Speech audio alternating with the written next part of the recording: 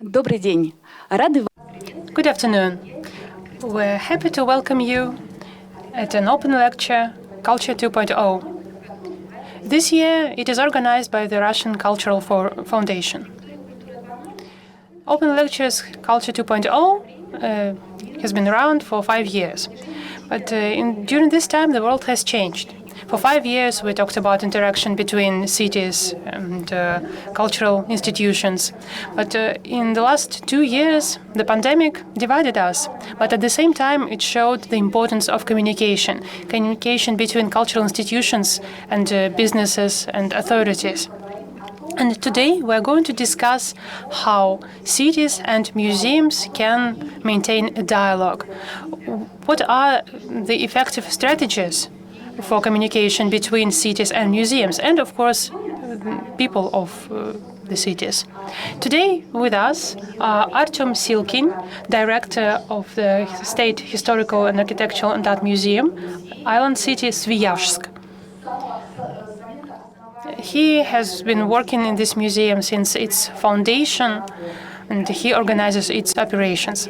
Another guest with us today is Irina Donina, Deputy Director for Cultural and Educational Activities at the Russian Museum of Ethnography.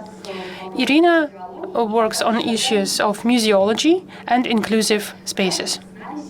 We also have online participants. Kate Sikic-Chubrich, a director at Bettina Museum of Wooden Shipbuilding. Hello.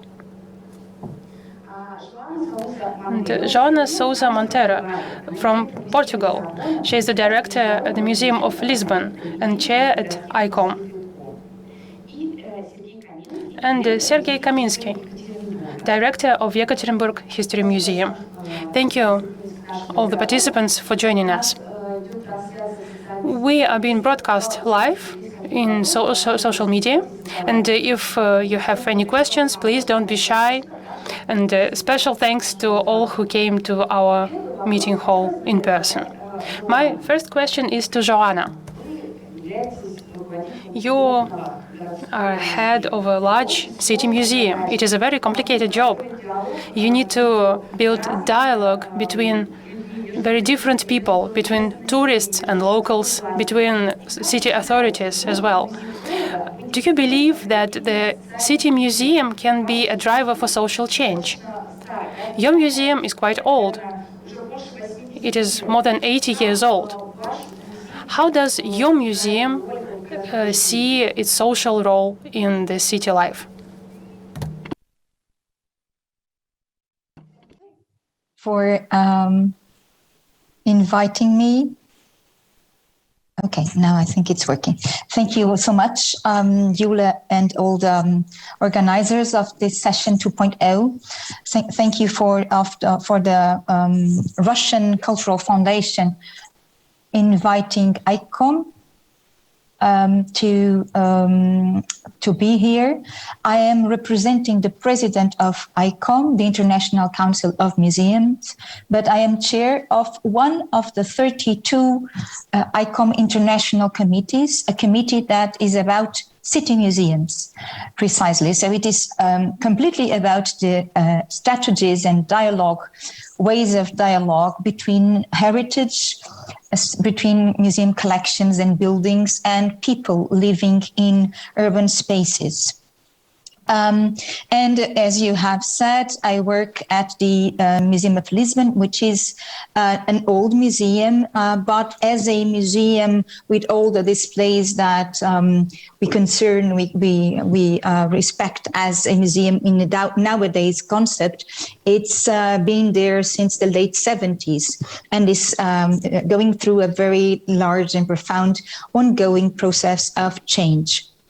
So I would like just to draw your attention, because I think it's very important for the whole session, to this phenomenon of the moving of people. The United Nations think that in a very short time, there will be 2/3 of the population worldwide concentrated in cities, so in living in the escalating atmosphere of urbanized areas, which is a lot of people in areas where there are many challenges regarding social equity, mobility patterns, global competitiveness, and even energy efficiency issues. Of course, these issues have consequences in the cultural many layers of cultures in all urban spaces and large cities, of course, it's more and more.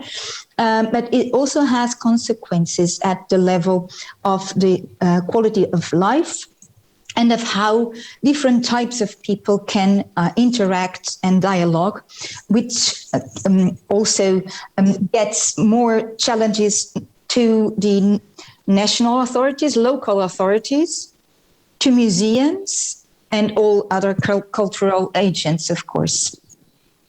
So just for you to know, there are two organizations, international organizations of city museums in the world.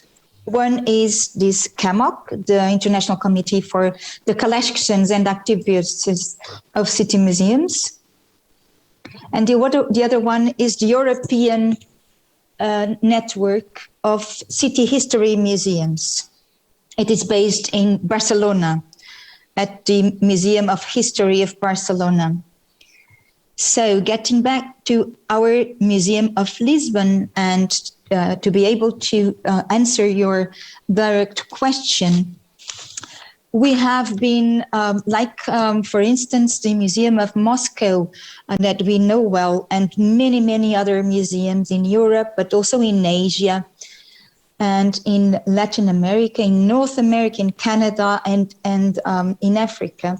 There are many museums that are old museums that are going through structural processes of changing their ways of collecting, their ways of showing their collections, and more than that, their ways of communicating with the people in the cities. So of communicating with all the different types of people. So like all museums, of course, we focus on collections and we focus on learning activities and on dialoguing with people inside the museum, but very much in the city, outside of museum, as the city is the very core of our own work. And as this session has to do very much with strategies of how to communicate, I was asked to come with some examples or some of the examples of this year's activity. We have been widening up our program of tours, not only related with the past history or traditional issues, but also related to the multicultural and multi-ethnical and with very different people we always had in our city. So we draw attention to issues like slavery, to issues like the plurality of beliefs, and there are different cultures, to issues about sustainability, food security, migrations, recent migrations and past migrations, health. We also have some projects, some that have already a couple of years, and some others that are just born now. They've just been created this very moment, regarding the well-being of people, of different communities in the city living here, including mental disabled people, newborns, babies and parents, adults with dementia, and young adults that have just arrived to Lisbon and don't know yet the city and don't feel very at ease with it. So we are trying to help them discovering the city, giving not only knowledge, but a lot more about empathy and even love for the city in a very different, using very different strategic languages, methodologies. So this is for now what I wanted to share with you. And of course, I'll be very glad to go to some of these projects furthermore over the discussion. Жоан, большое спасибо. Thank you very much. Right away, I have a question. It is hard to identify museum as an institution that helps with newborn babies, for instance, or with issues of family. How did you gain so much trust that people come to you with these issues? Which instruments, which tools did you use to attract people to your programs?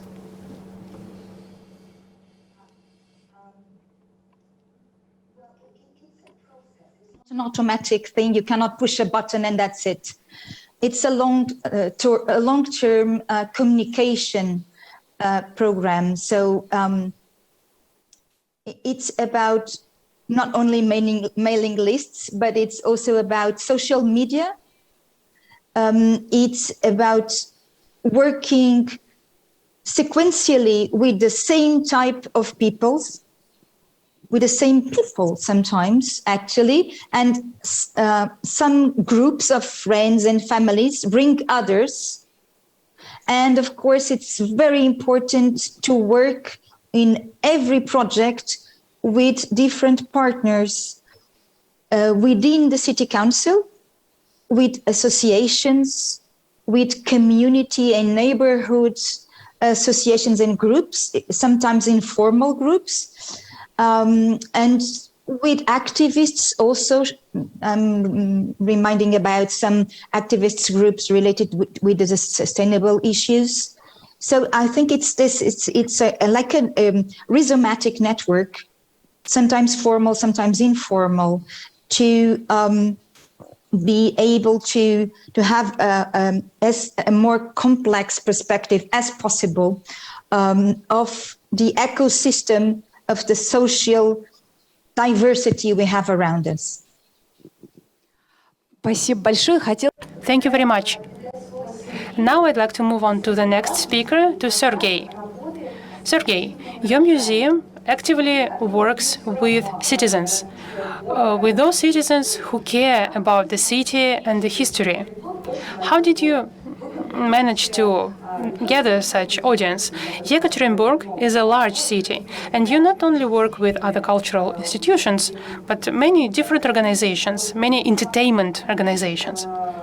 But you manage not to just attract visitors to the museums, because your visitors are co-creators of history. How did you manage that? Hello.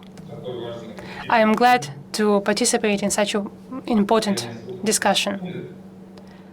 I'm sorry, I don't... Can you hear me?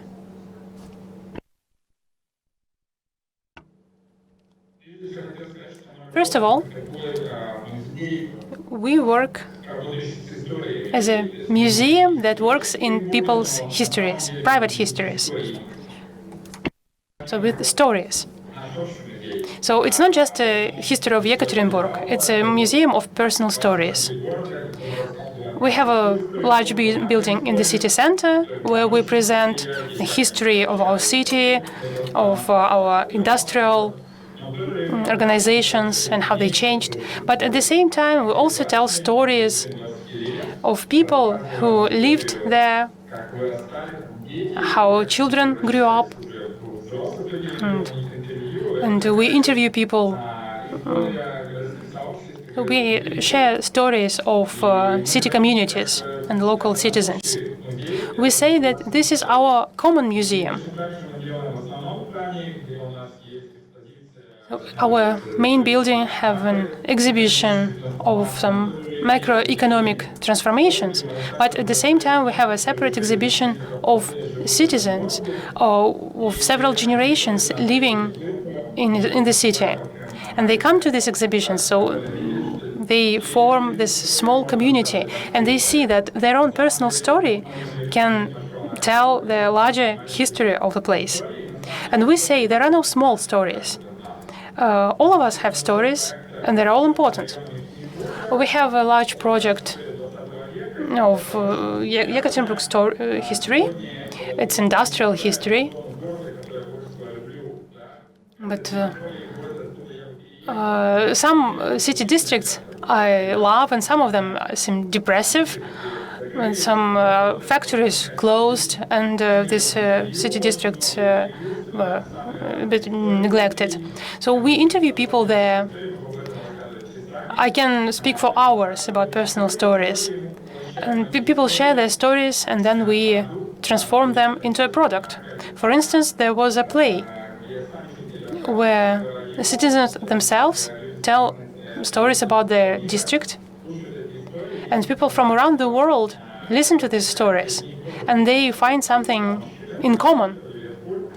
These two men on the photo, one is from Manchester, one is from Liverpool. And they are also from industrial cities, so they find a lot of things in common.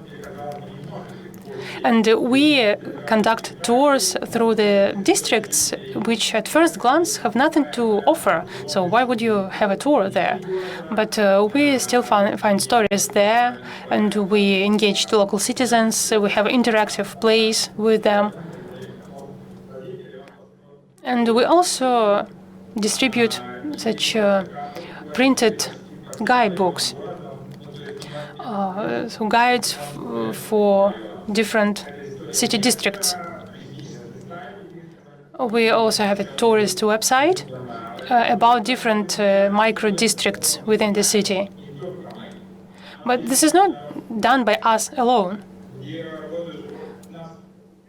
We work together with the university, local university, with about 15 departments. And anyone who has a story or a topic that is interesting to them, they can come to us, and we will help to transform that into a meaningful experience. And one day you are just a local citizen, and next day you're a local celebrity, and people queuing up to listen to your story. Because we already have a series of books with these stories. And so we are not just a museum, we're a volunteer center. Can you please share your slides on the screen, full screen? Thank you.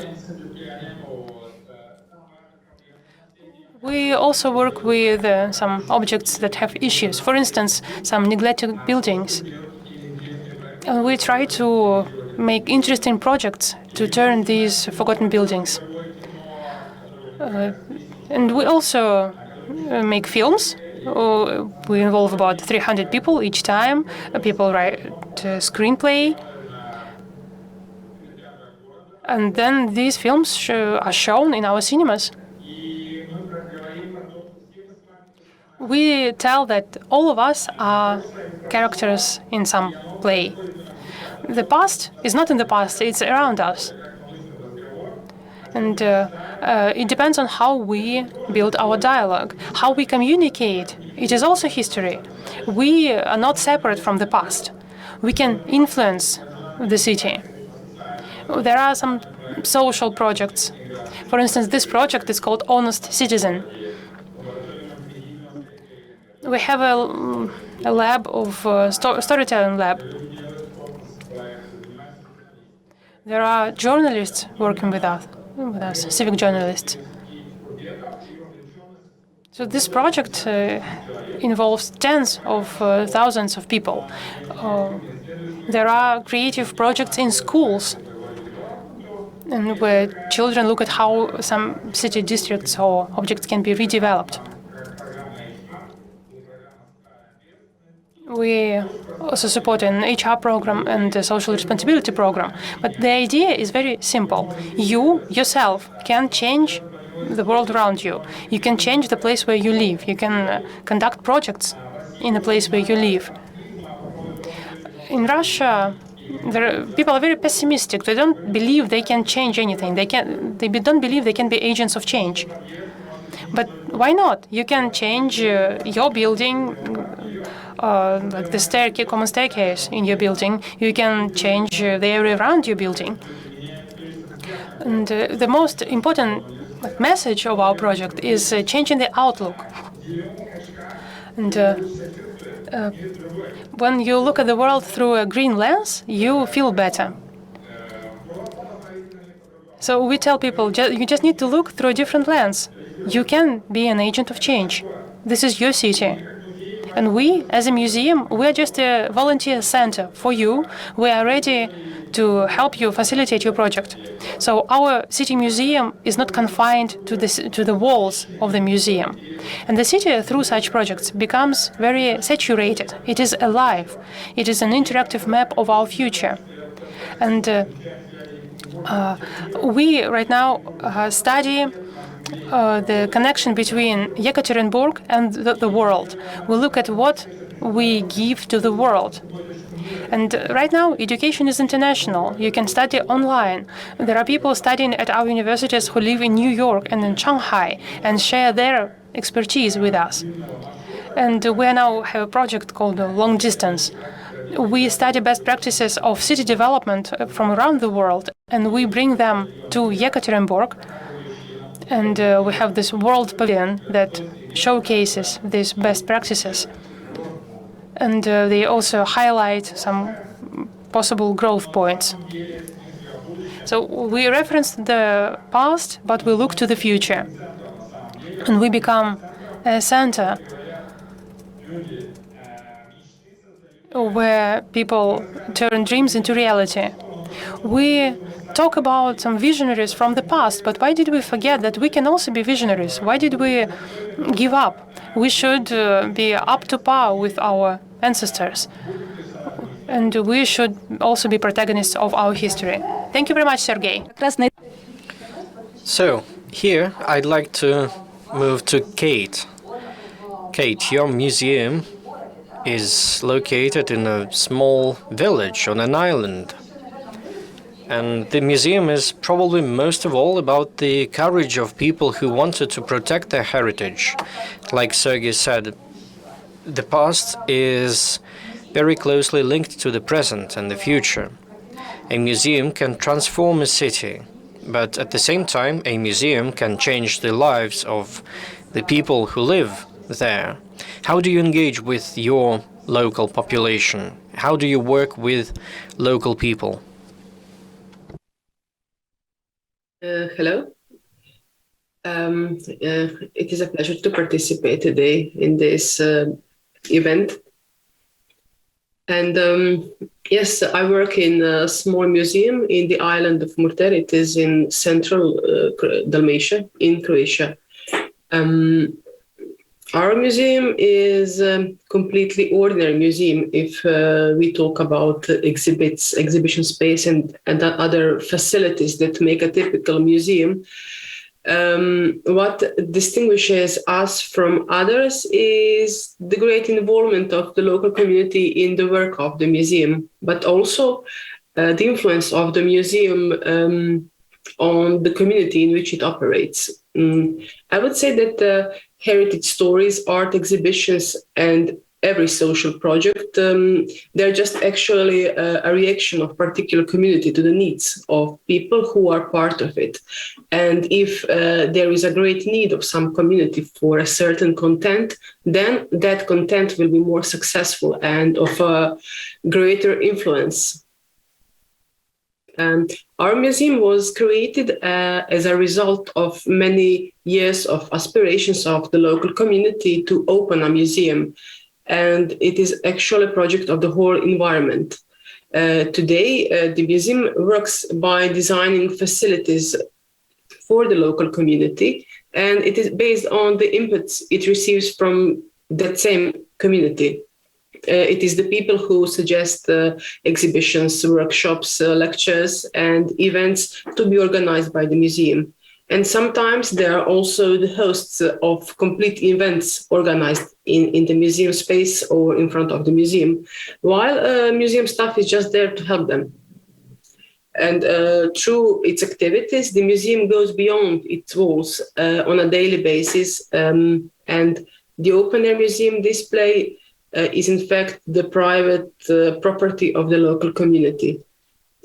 Our outdoor museum houses 43 privately owned wooden boats and their actual owners take care of them, while the museum provides a secure berth in the part of the harbor which is under concession for floating museum. A good relationship of the museum with the local community is necessary in all ethnographic museums, but especially in those who care about intangible heritage, because intangible heritage is the most fragile form of heritage, because it is the easiest to disappear. When the carrier of knowledge disappears, the heritage also disappears. And our museum generally nurtures intangible heritage. Knowledge of shipbuilding, sailing, it can be recorded, but without a living example, it is difficult to be learned. I would like to show you one video. Now, I was thinking about maybe putting some photos, but this video will take you directly in our island during the summer, when the biggest number of fall events happens.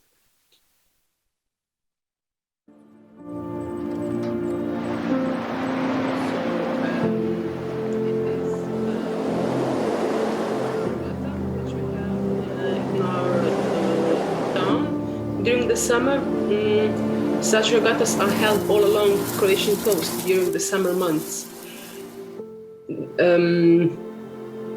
Sailing in wooden boats is in fact an act of protection, preservation, and promotion of cultural heritage. The owners, those who sail, and those who are involved in the story in any other way, they participate in the maritime heritage preservation movement. They see that heritage as part of their identity. It is their personal heritage, and that is why they care about it. This regatta is organized completely by volunteers, and all people who participate do it for free. And this is just one of many events that we organize in our community. But I would like to say that this is something which is typical for Croatian Adriatic, because there are over 40 festivals like this all along the coast. And it all comes from the people, and institutions are just a connection between they're just organizers of those events, and they help, but they listen the inputs, and it should always be assumed that the project of interpretation and presentation of a heritage will be more successful if that heritage is a real part of the identity of the community in which the project originates.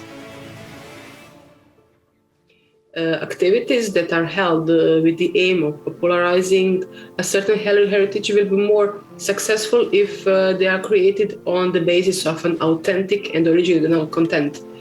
With the aim to popularize certain objects, spaces, or events, it is always helpful, sometimes necessary,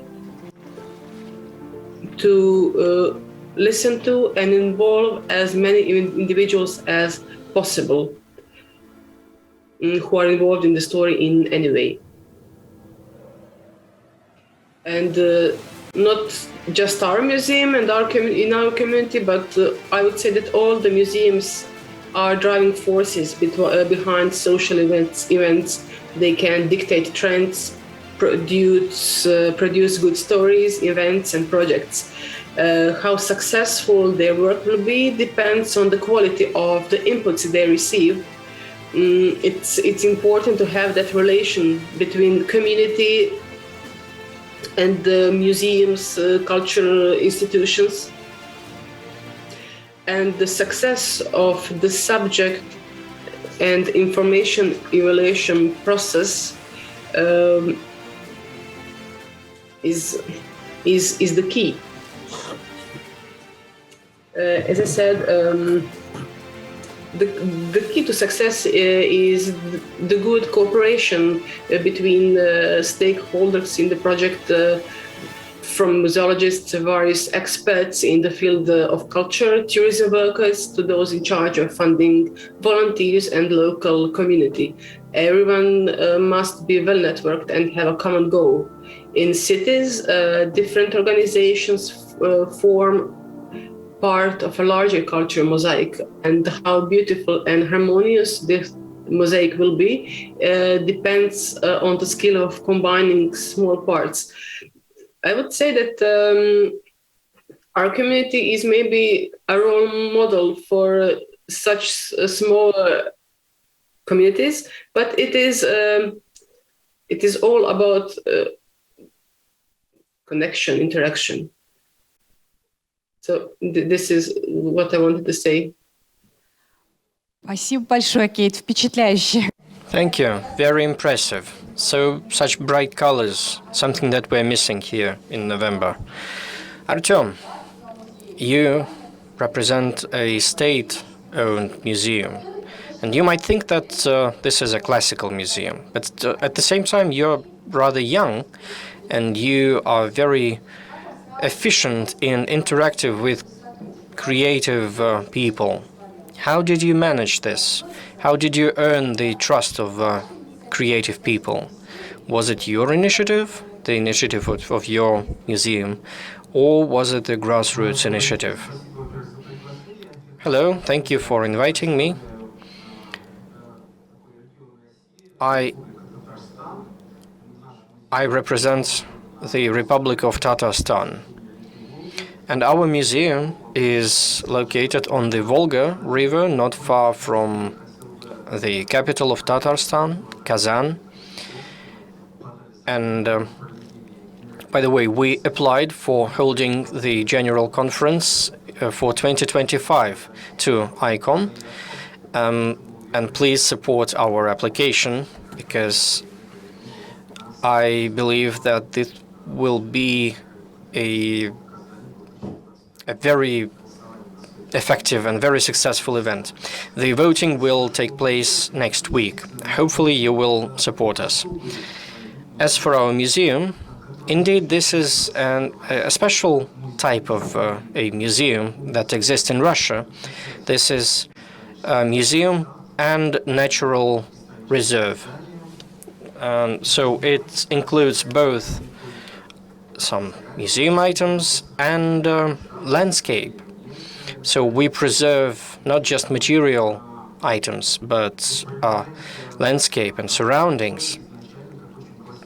So initially we were perceived as a classical museum, because one of UNESCO's cultural heritage objects is located on the premises of our museum. This is a cathedral from Ivan the Terrible time, Tsar Ivan the Terrible, so 16th century. But we are trying to convey the importance of this cultural object to newer generation. And just like our colleague from Yekaterinburg, we also use plays, and I think 5 plays were staged with the motive of frescoes. The plot of those plays was based on the frescoes from this cathedral. And actually one of the plays won the Golden Mask Award. This is the Russian National Theatre Award. And we are also interacting, communicating with the local population.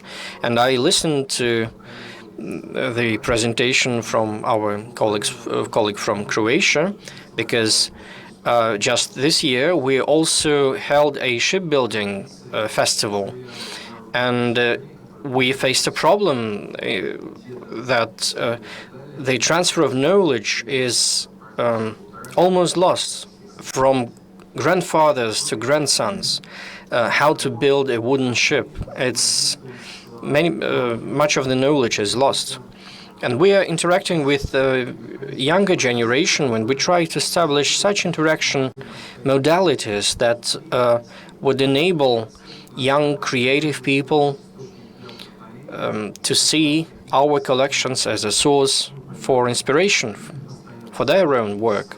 We are collaborating with Kazan designers and informing them about the heritage that we have, architectural masterpieces, and how you can do something contemporary, starting from jewelry and ending with computer games, if you get inspired by our treasures. We are also working with Kazan Art College students. We are organizing events every 2 months. Basically, we offer the venue for them, and they do the organization. The results are mixed, but anyway, cooperation with the locals is very important, with local community. And by the way, 50% of our local community are Orthodox Christian, and another 50% are Muslims. And our museum mainly represents the Christian culture with the cathedral. So we try to navigate this topic and very carefully in order to strengthen the intercultural dialogue and interconfessional dialogue. And getting back to our theater practices, we staged an interesting theater using the help of the Rimini Protocol, an art collective from Switzerland, and there were some in this play, students from a local parish school were taking part in this play. And after the play, there was an open talk about the place of religion in the modern world. Like Sergei, I can speak for hours about my museum. Please come to Kazan and welcome to our museum. Большого музея. Irina, you represent a large museum. Russian Ethnographic Museum is one of the biggest museums in St. Petersburg. But at the same time, you view your museum as a social institution. What is its mission? Good evening. Good evening, dear friends. Correct. I represent a large museum, a museum with a long history. We are going to turn 120 next year. Our archives store over 500,000 items, and these items belong more than to 150 different ethnicities. We also participate in large-scale projects, sometimes regional, sometimes even on a larger scale. But today I'd like to present a project that doesn't seem as important, but it is a social program.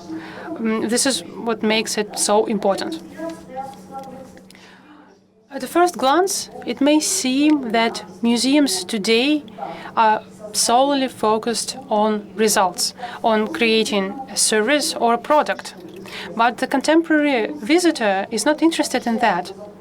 And the museum must answer to the needs of the modern visitor. And modern visitors are not interested in subject-object relations. What can we do to maintain an equal dialogue with a visitor? First of all, we must understand that the visitor is not a representative of a very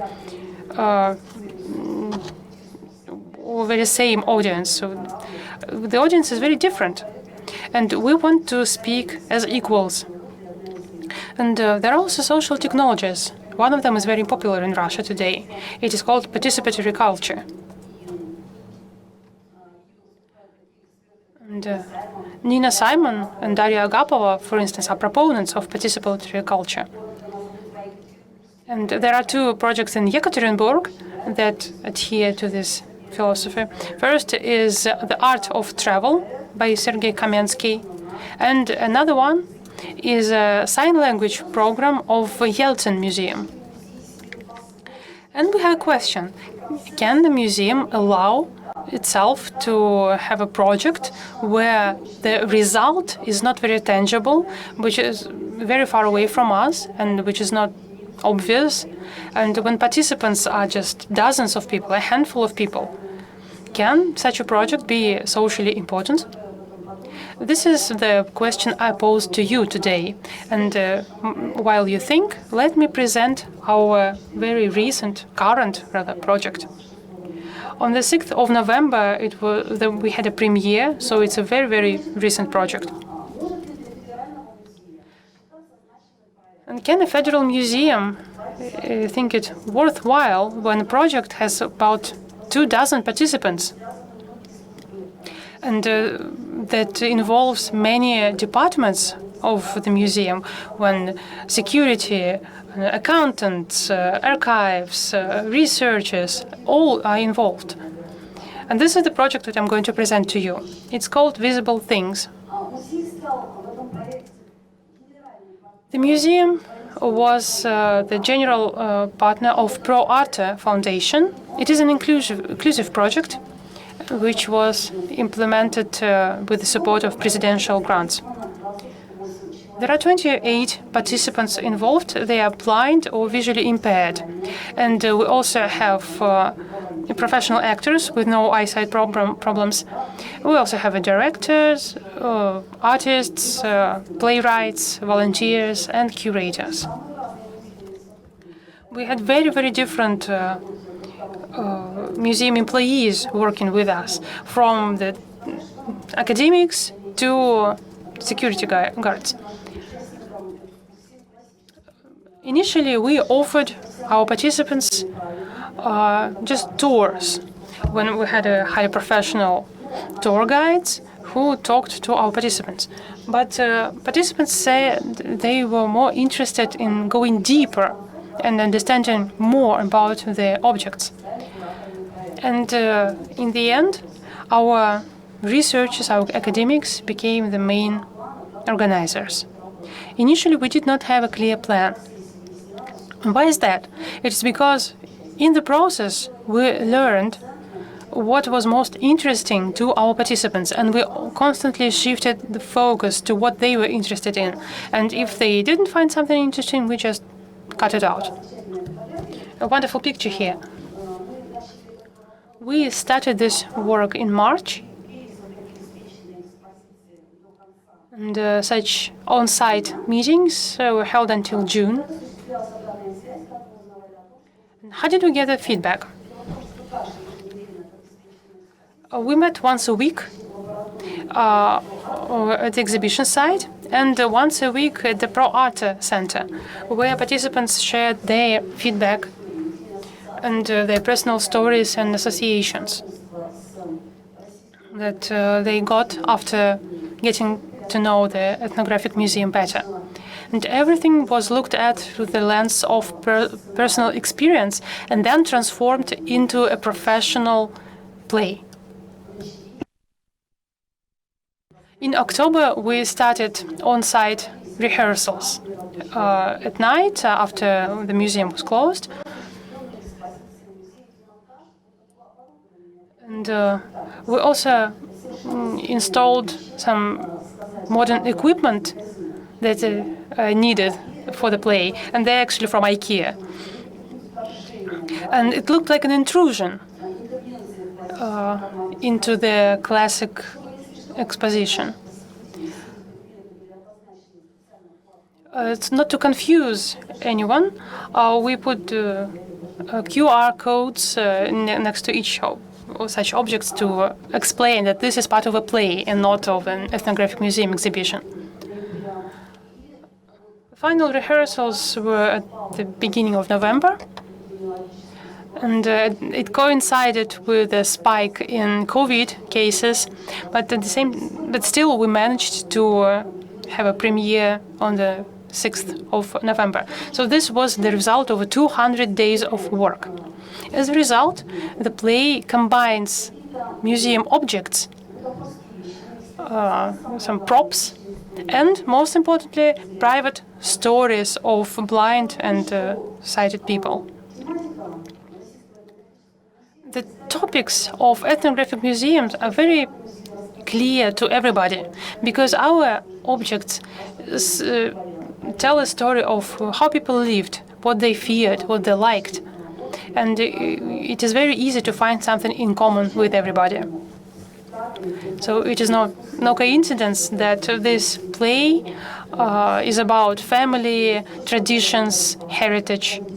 And Boris Pavlovich, who was head of a project, said that our play is performed in the museum halls, but it also gives a unique perspective of looking at ethnographic objects.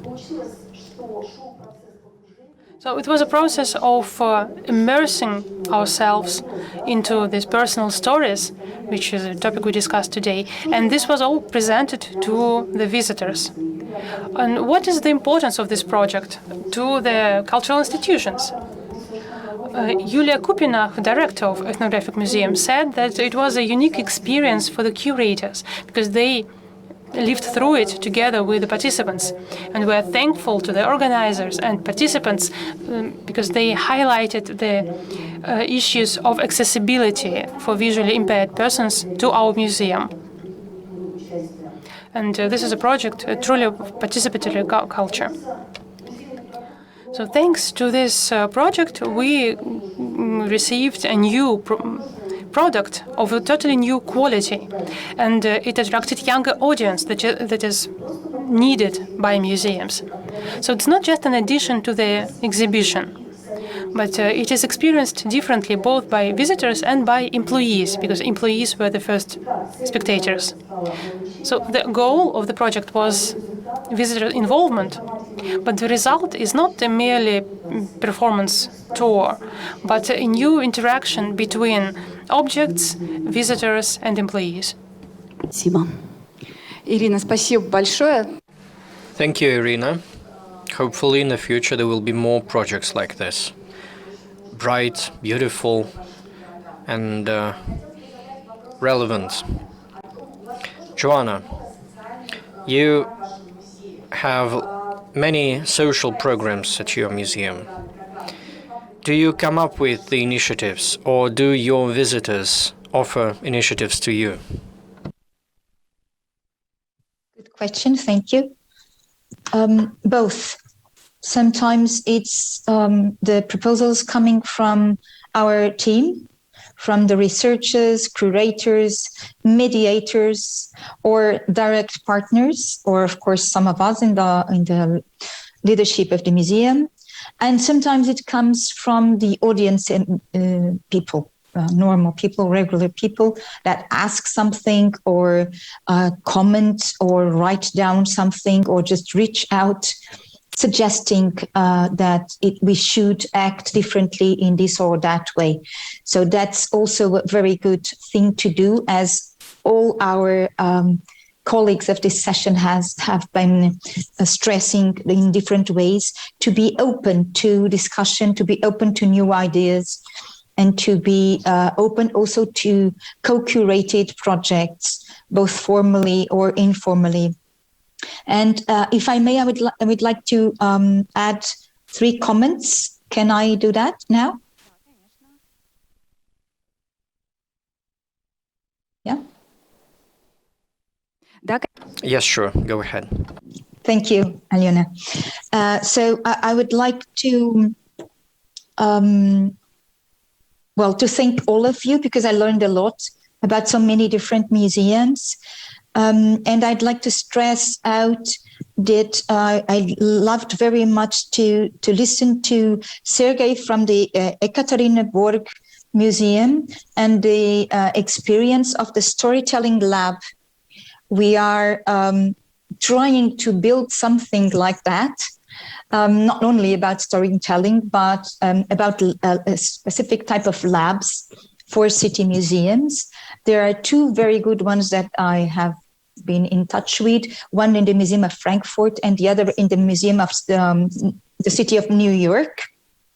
But if you wouldn't mind, I would like to contact you further know more details about how do you work, because I think that's how we learn best from each other.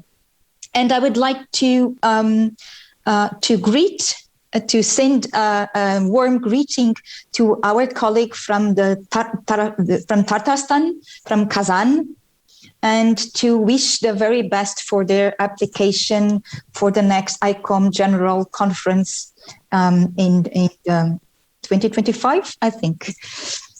And my last comment for now would be to remind you, or to tell those who may not be aware, that the OECD has launched 3 years ago a very important project, and now it's a publication. It's online and free for download. It's a guide for local governments, communities, and museums. It's a self-assessment tool. And it's about cultural and local development, how to maximize the impact for local development, for economical development, and social development coming from museums, not only city museums, but all types of museums active at a local level. So if you don't know it, I have been connected to that project, but I really recommend the use of that tool as a very important reflective tool about how do we work and how can we do better in connection with local authorities and with the civil communities, partners, informal and formal again. Thank you. Спасибо. Еще хотела задать один. Thank you. Another question to you. Do you think that museums in the future will play a central role to have an equal dialogue with the participants, and so that museums in the future will play a major role in economic development of a city?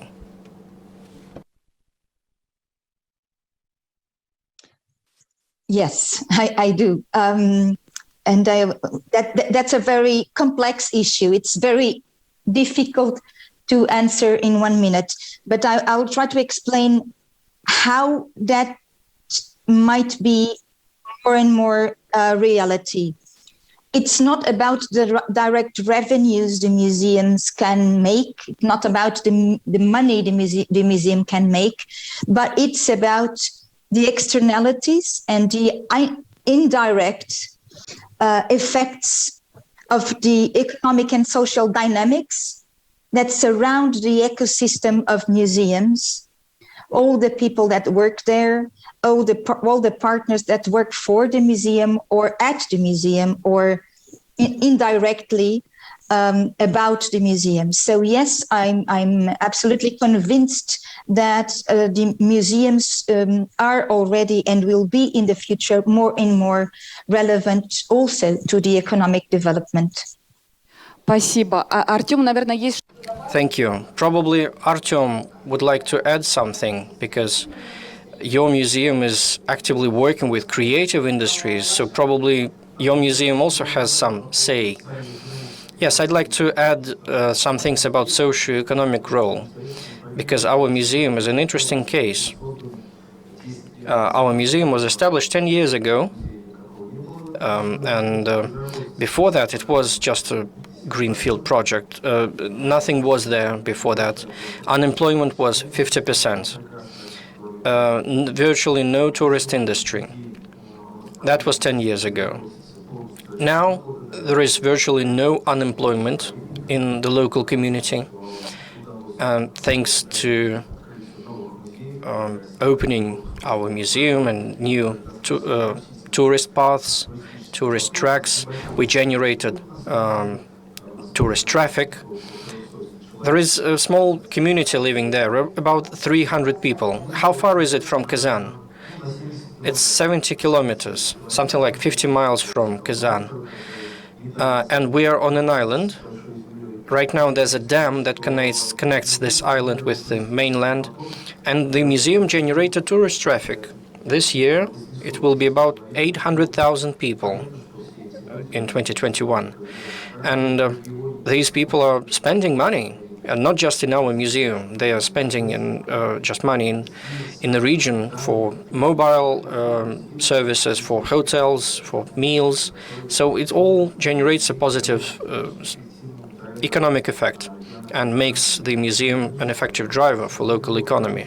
And besides new jobs, new professions and competences. Sometimes people ask, what did work with UNESCO give to you? Why do you need to include this cathedral as in the list of cultural heritage?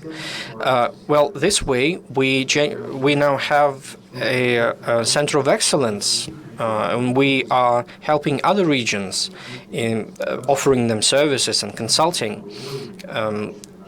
This improved the status of our local researchers, and I believe that museums have a very significant role in local economy. Sergey, initially, your audience was local people, or did you, you're in this district, in this neighborhood, or the city in general?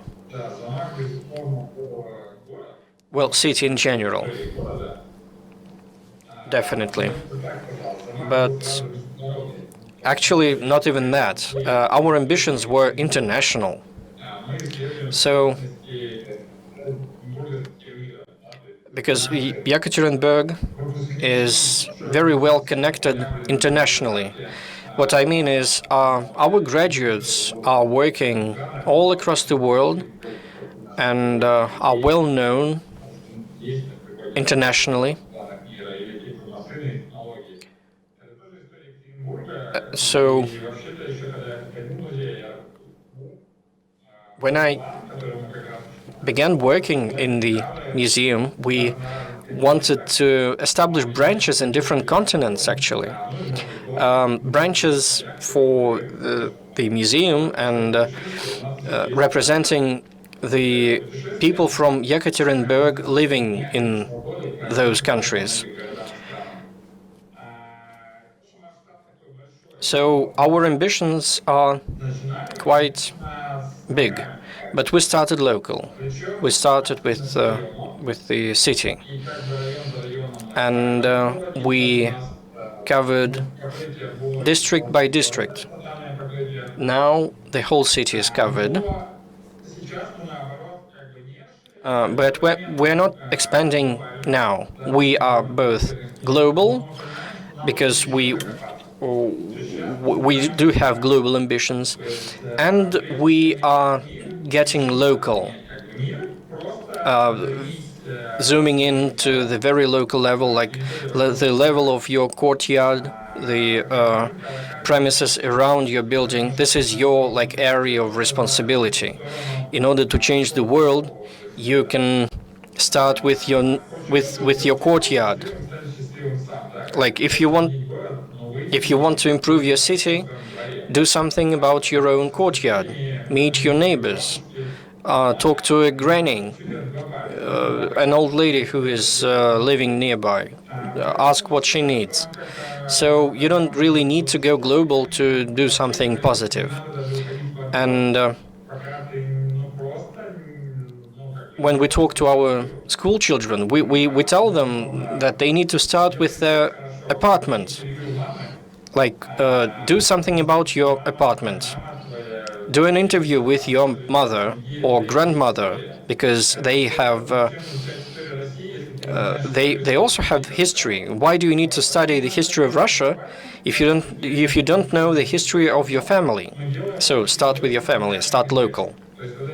So our ambitions are both global and very, very local. And the linkage between those ambitions are people and their stories. So we are combining both approaches, this ultra-locality and globality.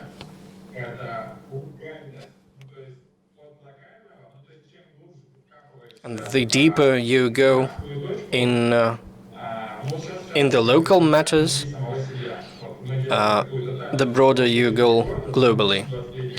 Like right now, we are working on the with the memory bank for all citizens of Yekaterinburg, because Yekaterinburg is going to celebrate the 300 years of since its establishment, and we are gathering the memories and stories from all citizens of Yekaterinburg, present or former, from people who live elsewhere right now. I believe that the past doesn't have any meaning without the future. Without our interest in the future, without our ambitions for the future, we don't need the past. The past needs to be practical, needs to be instrumental, and we all have the past. And in Russia, it's also important to let our past go, because it was very traumatic, and we are going in circles, repeating our own traumas. And unless we change our attitude to our past and the present, why do you need to think about your future? Let us start with ourselves. And this is our approach right now. You are the museum, you are the protagonist, and you are the agent of change. What Nina Simon said. A museum is a million of dialogues, and that's what we are trying to implement in real life. Kate, do you have any programs that cater for the local audience, school children, for instance, or maybe inclusive programs? Do you have anything like this? Sergey says, sorry, I didn't get who you addressed this question to. I'm addressing this question to Kate. Kate, do you have programs for locals, for the local community? Yes, we have different kinds of programs. In the era before COVID, we had different kinds of programs according to the period of the year, during the Easter, during the summer, during the winter, according to the needs of local society. For example, this program will continue this year also. During the winter, we have different kinds of workshops for women and children who have more free time during the winter times. On the other side, there is one important program we will have next year. It is for shipbuilders. We are trying to help them to find not just new students, new workers, but to find them work and funds who will have them work. So in collaboration with all the shipbuilders from the island, we are organizing a big fair of shipbuilding, where all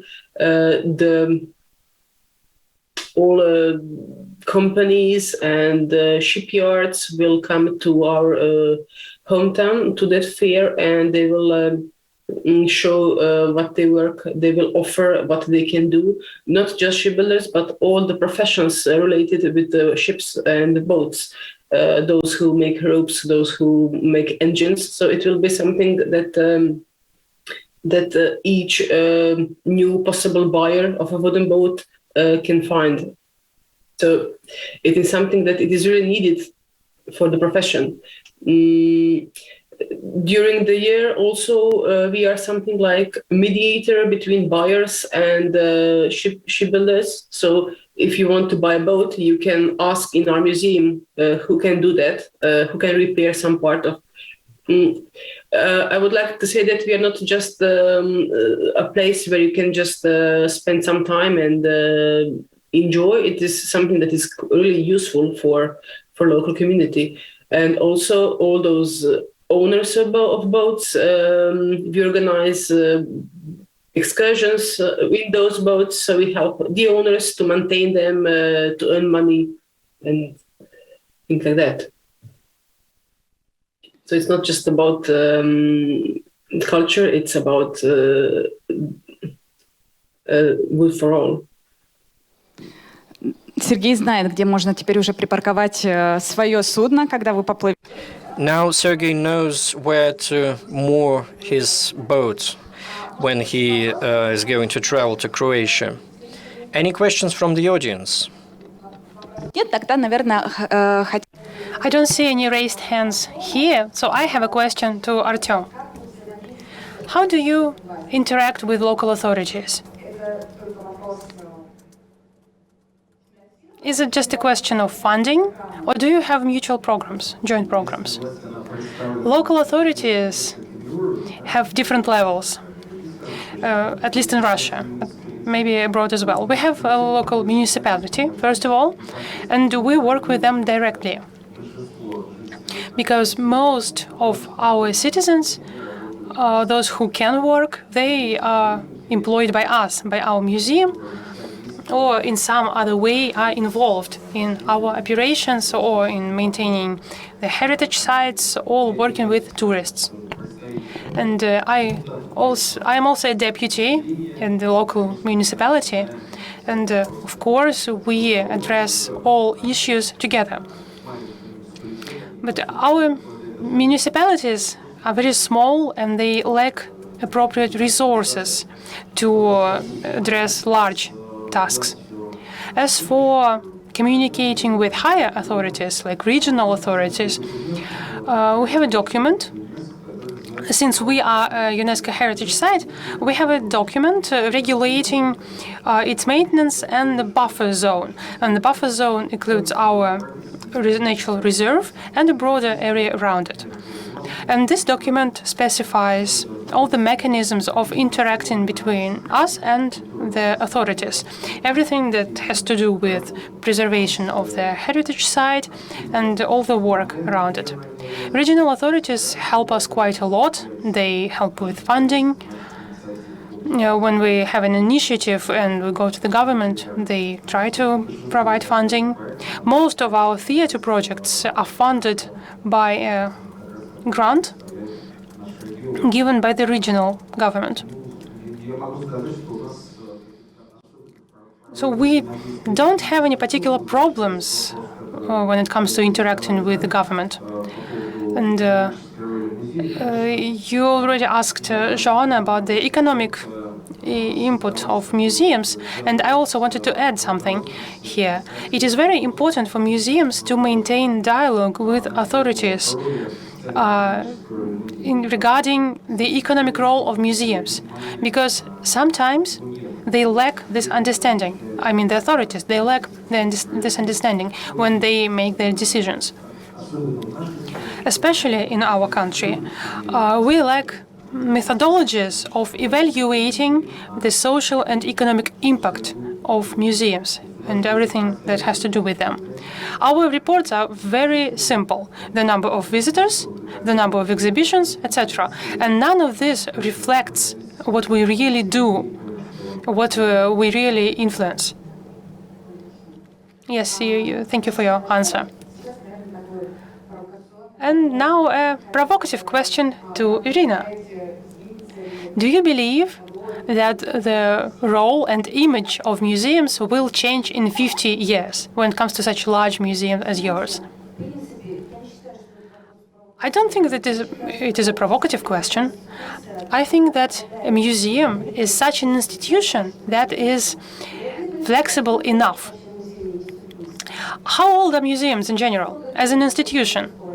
About 2,500. And at first glance, it seems that museums are hardly surviving. We are always looking for money. We are always discussing our problems. We say that we are misunderstood by authorities, but still we persevere. And at a certain time, this or that function of museum becomes more important. It just has everything to do with social demand. And I am convinced that for the next 50 years, the museums will develop splendidly, and they will be as needed as right now. Joanna, do you have anything to add, maybe from perspective of Portugal?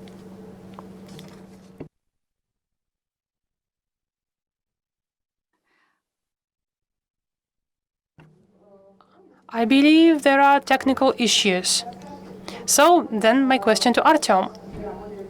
You said that you employ practically all local population. So before, they were not museum experts. How did you help them? How did you train them? It is a very difficult question. Because to establish a museum from scratch in the post-Soviet era, it is no small feat. We have about 200 employees, and there are some very specialized departments, such as, for instance, restoration, and we also have a museum pedagogy department. So they require highly specialized expertise, and there were no local people with such expertise. But when we selected our employees, we mainly relied on the local population, locals and from Kazan. So we managed to attract interest from the locals. Several local people, they received additional education on their own initiative, and right now they occupy quite high positions in our museum. We paid for all training for the local population, and thus trying to stimulate them and attract them.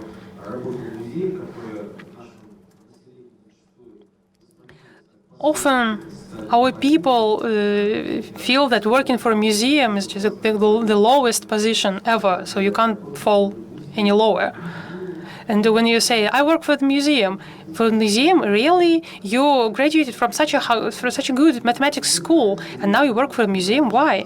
But we try to change this image. We try to convey that working in a museum is very interesting, and it can help you self-actualize, and you can live a very good life working for a museum. But this is a long process.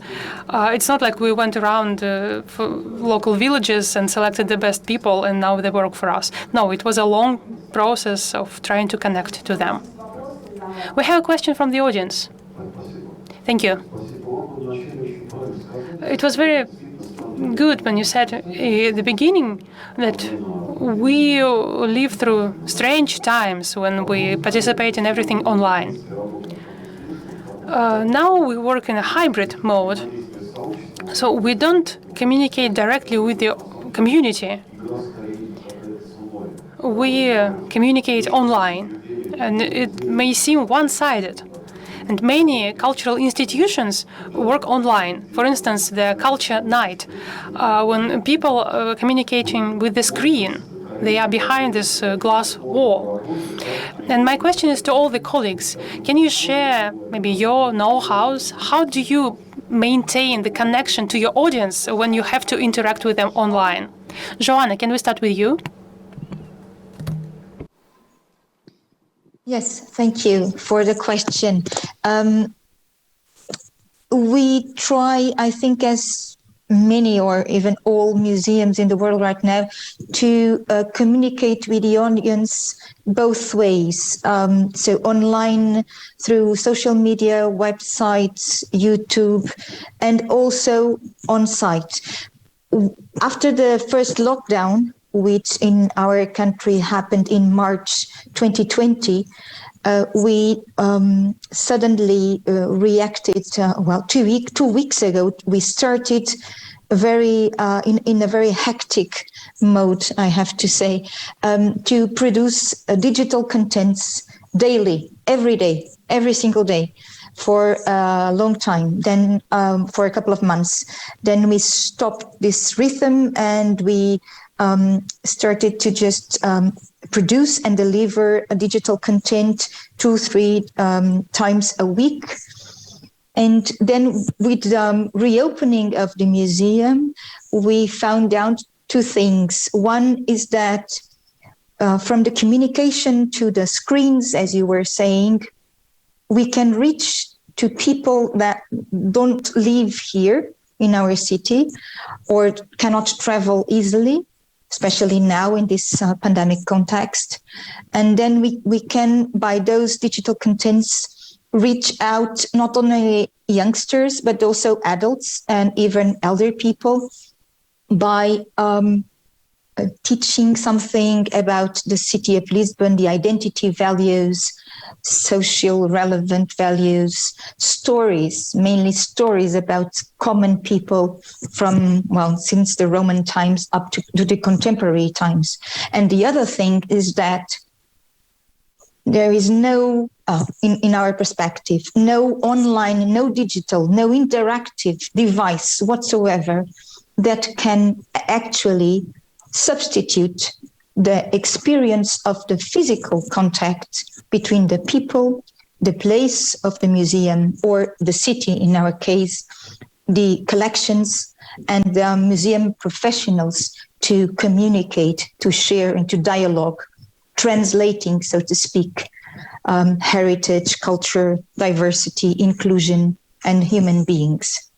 And so it happened in our museum, and I think it's a little bit worldwide, that we had plenty of people coming right after the openings following the lockdowns. We had 2 lockdowns, one in each year, so we got to learn about this. But we are still learning and trying new models of communicate. And it's, as you were saying, I cannot see you, but I heard your voice, not easy, because it's like trying to act in very different languages. But we try to strive and to act like in a balanced way, trying to balance the 2 types of communication, not to lose one or the other. Спасибо. Кейт. Thank you. Kate, how did you solve this problem, or how do you continue to solve this problem when you have to cooperate with you? Something like Joan, because neither one way of communication is enough. I would say that all multimedia resources that we have are just one type of communication, and it is just in between normal times to normal times. So this is how we communicate at the moment. But people are just waiting for everything to get back to normal. In these past 2 years, we wanted to help people to feel more normal. So we started to share more stories of people. We documented them, filmed them, so our visitors could see what's happening in our towns, in our region. It's something that they would do personally if the times were different. So we wanted to show them as much as possible. Спасибо. Сергей, может быть, вы могли... Thank you. Sergey, can you share a couple of positive experiences or maybe some failures when you hoped for communication but it didn't happen?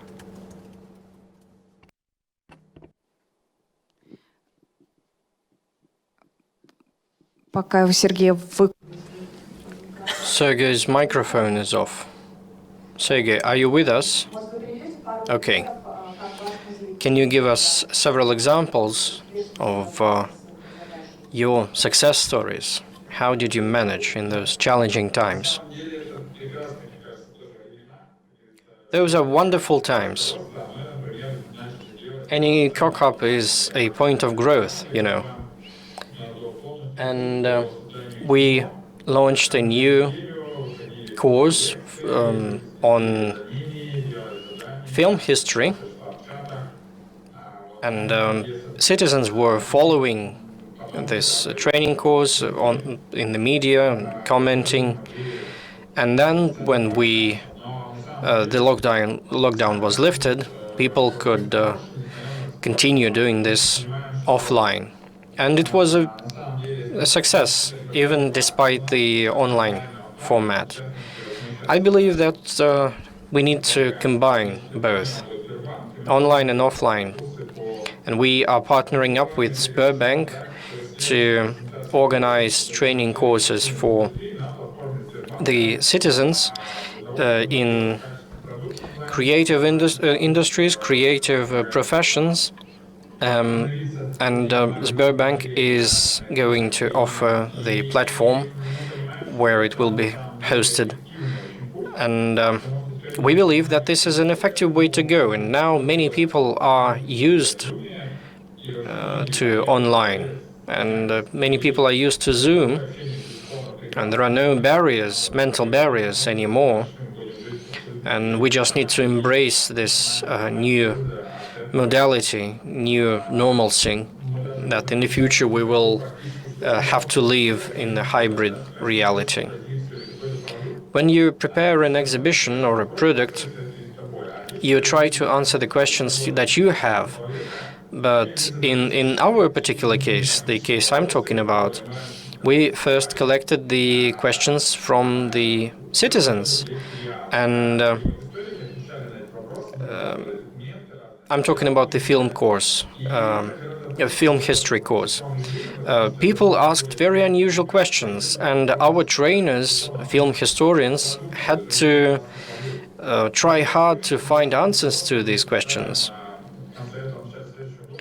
At the end of this year, or maybe early next year, we are going to launch our own media that is going to join several local medias,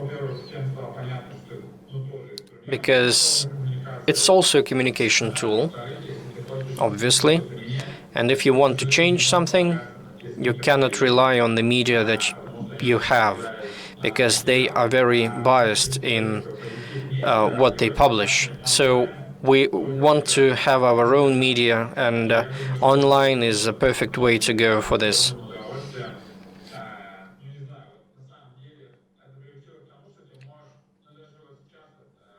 Online is such a good way to go. I mentioned that we are going to have a trip around the world. We're promoting our museum, and the beauty of it is I can continue managing this museum even if I'm traveling across the globe. I totally agree with Sergey that the problem is a challenge, and getting out of your comfort zone makes you be creative and think something out of the box, as they say. And of course, social media and websites have been around for quite some time, but communication was done in offline world mostly, between the client, the visitor, and the museum. But now everything has changed, and we won't be able to come back to the pre-COVID times. Artyom, final remarks, please. What's the future of online and offline? Well, the future will be bright and beautiful. And, as they say, every cloud has a silver lining, because it made us re-evaluate our communication channel with our audience. And we had to improve our digital competences, digital literacy skills for our employees.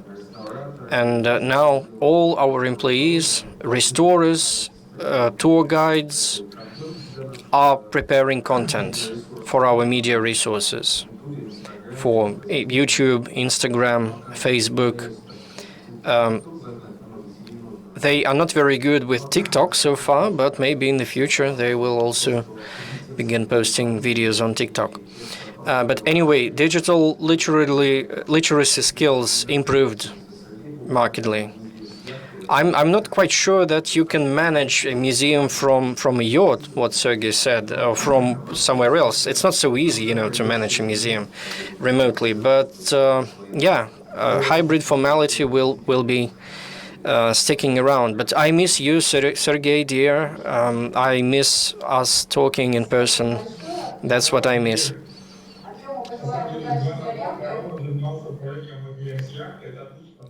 Sergey says, I actually tried managing a museum from a yacht, and it worked quite well.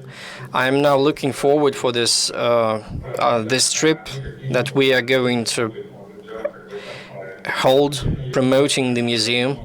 And with the Museum of New York, we actually worked together on this. We went with Artyom to New York for an internship some time ago, and we know each other for a long time. Thank you, everyone. Thanks for having this lively conversation. Hopefully in the future we'll be able to meet offline in St. Petersburg or Kazan, maybe, when Kazan is going to host the 2025th General Conference. But this brings our discussion to the end, and we meet in 30 minutes with our next talk about mass culture. Thank you.